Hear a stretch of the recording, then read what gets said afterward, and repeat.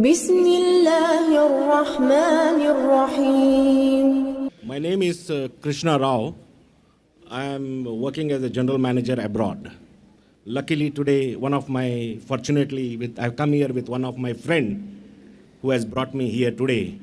In fact, Dr. Zakir, I have seen him on TV, and always this is a great opportunity that God has given me to see him personally and ask a question which always I had a doubt in my life, that why God didn't create one religion, or he didn't make one religion for everybody so that peace would have been prevailed on this earth.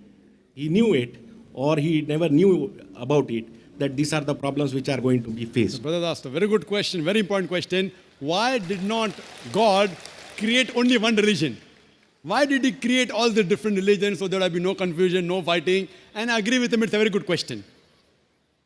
And if you read the Quran, Allah says in the Quran, in Surah Al-Imran, chapter number 3, verse number 19, Inna dina indallahi al-Islam. The only religion acceptable in the sight of Allah is Islam.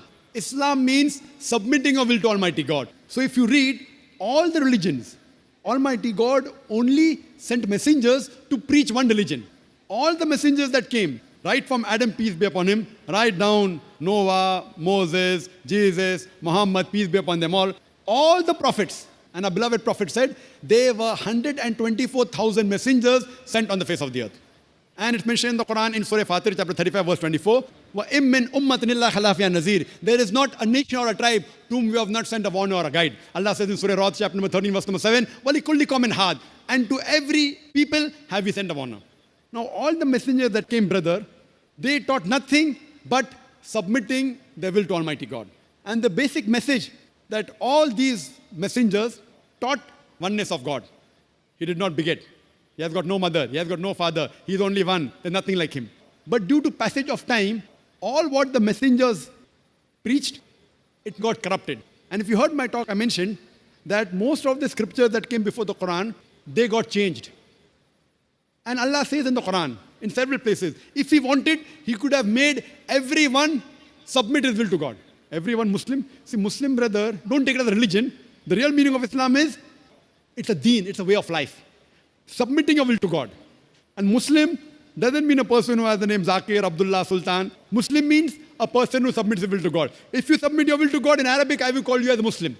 So don't go on the labels given, Sultan, Zakir, Abdullah. Muslim in Arabic means a person who submits his will to God. Anyone who submits his will to God, he is called as a Muslim. So all the messengers that came, they taught that we have to submit our will to God. All of them taught monotheism. All taught Tawheed. But by the passage of time, all these scriptures kept on changing. And that's the reason Almighty God, he sent the last and final messenger, Prophet Muhammad, peace be upon him. And the last and final revelation, glorious Quran. Now all the messengers that came before Prophet Muhammad, peace be upon him, all the revelations that came before the Quran, they were only meant for those people and for that time. By name, four are mentioned in the Quran. Torah, Zabur, Injil, and the Quran. Torah is the Wahi, the revelation which was given to Moses, peace be upon him. Zabur is the Wahi, the revelation given to David, peace be upon him. Injil is the Wahi, the revelation given to Jesus Christ, peace be upon him. And Quran is the last and final revelation given to the last and final messenger, Prophet Muhammad, peace be upon him. But Quran also says in Surah Ra'd, chapter number 13, verse number 38, it says, لِكُلِّ أَجْلٍ kitab. In every age have we sent a revelation. There were several revelations sent down. But all the revelation that came before the Quran and all the messengers that came before Prophet Muhammad, they were sent only for those people and for that time.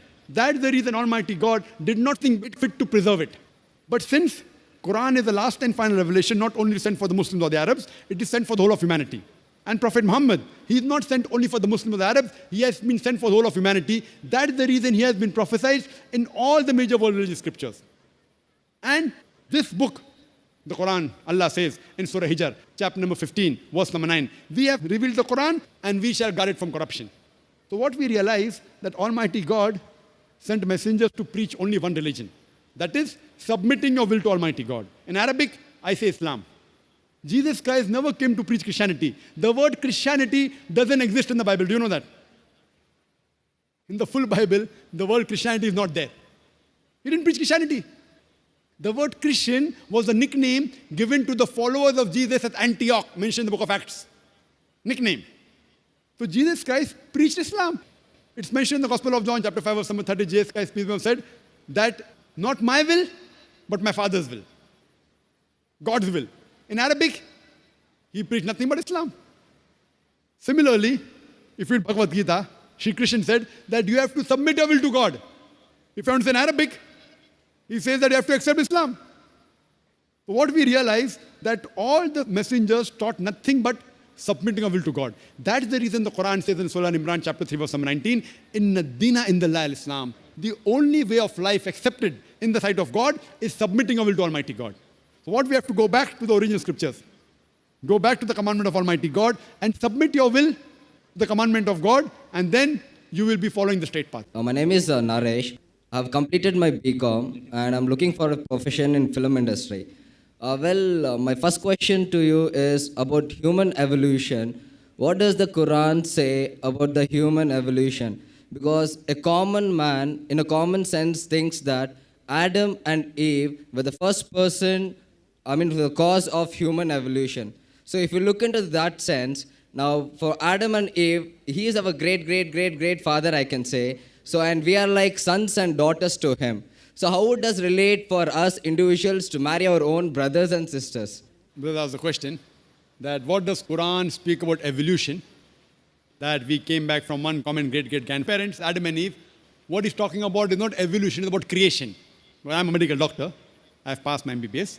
When you say evolution, theory of evolution, you start thinking of Darwin's theory. Correct? That we have been evolved from apes. If that's the question, you can refer to my video cassette, Quran Modern Science. I've given in detail that theory has been proved to be wrong. Darwin's theory. But the main question is that if we have common great-great-grandparents, Adam and Eve, how come we are marrying our own cousins? That's the question. Correct? It's not related with monkeys. No, it's not related with fine. monkeys. The monkeys question, you can refer to my Quran Modern Science.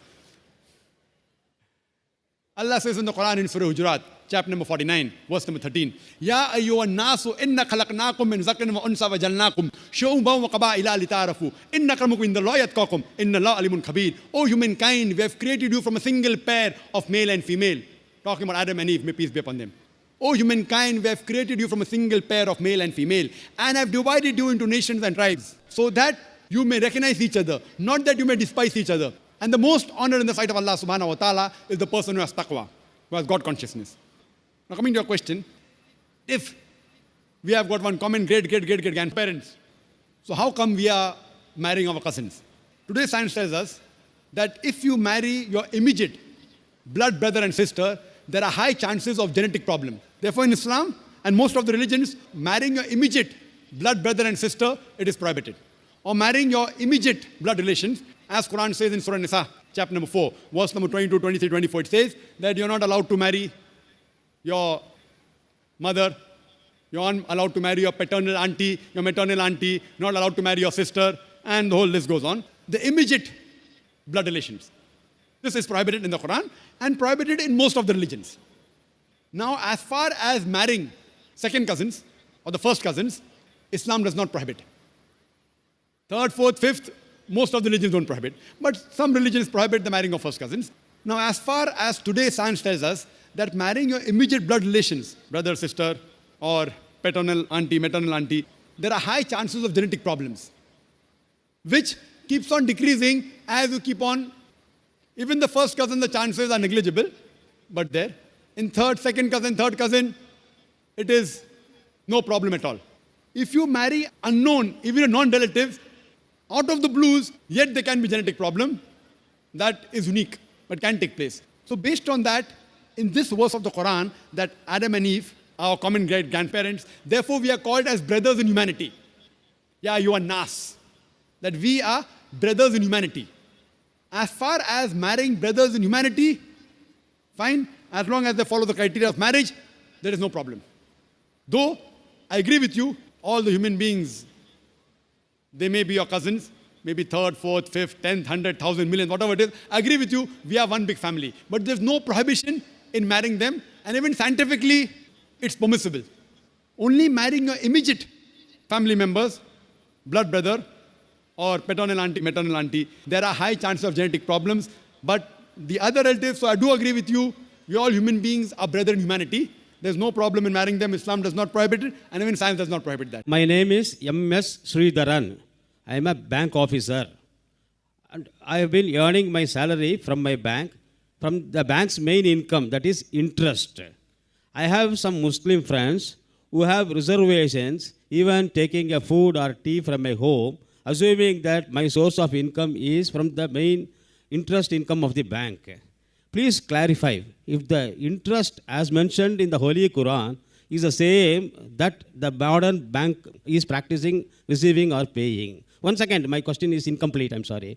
And I have my own professional difficulty mobilizing deposits from my Muslim friends or lending loans to them also because they involve receipt or payment of interest. Please clarify the positions. The brother being a non-Muslim, he works in the bank. He asked a question that why do Muslims resist, don't come to his house because he's earning money from interest. What does Islam have to say about interest?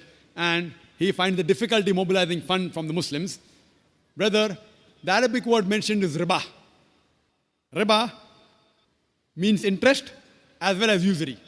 Some people, they think that riba does not mean interest, but it includes interest as well as usury. Interest, according to the dictionary, means money earned on money lent. And usury means exorbitant interest. Both usury and interest, both are prohibited. And the Quran mentions the word riba in no less than 8 different places. In Surah Al-Imran, chapter number 3, verse number 130. In Surah Nisa, chapter number 4, verse number 161. It's mentioned in Surah Baqarah, chapter number 2, verse number 275 thrice. In Surah Baqarah, chapter number 2, verse number 276. As well as in Surah Baqarah, chapter number 2, verse number 278 and 279. I'll just translate the last verse.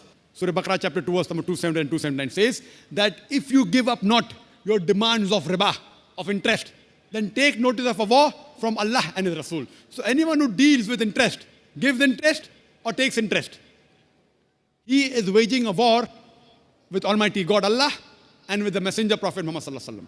It is one of the major sins in Islam. One of the major sins. And one of these says, one of the lower level of interest is equivalent to doing zina, adultery with your mother. Now what is the logic behind it? You can hear my talk on interest-free economy promulgated by the Quran. It's a big talk. Logically for me to prove to you why interest is haram, it will take a few hours, which will not be possible now. But in short, the reason interest is prohibited because it makes a rich person more rich and a poor person more poor.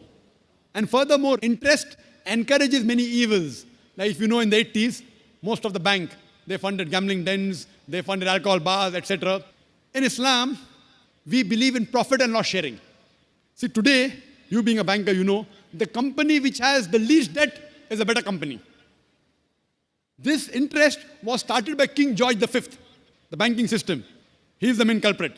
Previously, it wasn't there. And now, to make the rich people more rich. If a poor person wants loan from a bank, it's difficult. You want to see what is his asset, how much is he earning. So it's more difficult for a poor man to get loan. And furthermore, if you analyze the top companies, they are debt-free companies. Therefore, today we find stock listing. You know, Anil Ambani, he floated the Reliance Power. How many? 1.1 lakh crores. He got 100 times more than what he wanted. No bank would have given him so much money. What he did? He floated stock. What is stock? It is Islamic system, profit and loss sharing. Correct? In interest, it is haram because there are many negative factors. In Islam, we believe in profit and loss sharing. You know, you buy shares. You buy shares of a company. If you make profit, you get profit. If you make loss, you make a loss. It's not fixed. 8%, 9%. And the other person makes a lot of money. So what they do, they float shares. So if you buy stock of a halal company, as long as it's not alcohol company, it's not bank, it's not haram activity, it is Islamic. So we in Islam believe in profit and loss sharing. Anil Ambani, he floated, he got 100 times more than what he wanted. Correct? 1.1 lakh crores. In 1 hour itself, he got more than 10 times than what he wanted. Why? People thought, okay, if I invest with Anil Ambani, I'll not get that fixed 8%, 9%, 10%. I'll make 20%, 30%, 50%. You know, and the mutual funds, if you're a banker, JM Basics, number 1, 116% in 1 year.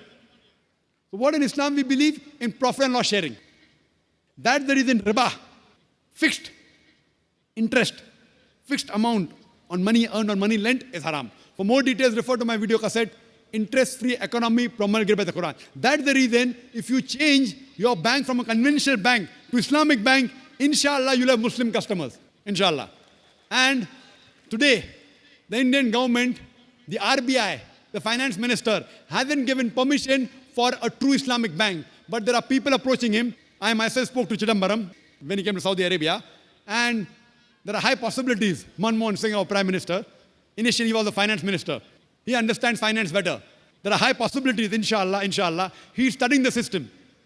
Along with the Prime Minister, Manmohan Singh, and the Finance Minister, Mr. Chidambaram, there are high possibilities very soon that we will have an Islamic system. And you surely see to join an Islamic bank. That's the reason today Citibank has Islamic window. HSBC has Islamic window. Most of the international banks have Islamic window. Why? Because they find they'll make more profit and they'll give more profit to the clients. It is Islamic. So if we follow the Sharia, the Quran and Sahih Hadith, you also earn and you let others also earn. Welcome back, friends. I hope you enjoyed the video till the last minute. My dear brother and sister, Almighty Allah has created only one religion, and that religion is the religion of Islam. If you look at the Holy Quran, if you read the Holy Quran, you will see that Almighty Allah clearly mentioned, Inna Deena Indallahi Islam. The only acceptable religion on the surface of earth is Islam. You know, on beside from Almighty Allah, there is only one religion, that is Islam. Now, if we see to the world, there are Christian, there are Jews, there are Hinduism, there are Jainism, there are Buddhism, a lot of religion. So why? Most of that is that Almighty Allah created? No, never. That is only created by humans.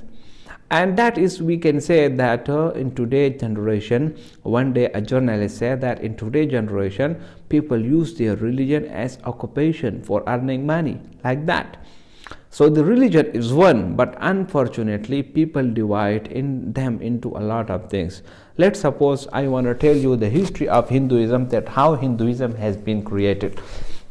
Hinduism was created by the devil, by the Shaitan. You know, Shaitan come and he makes some suggestion to the ancient people that where is your grandfather? Where is your great-grandfather? And where is the father of your grandfather, like that? So they reply that they will die.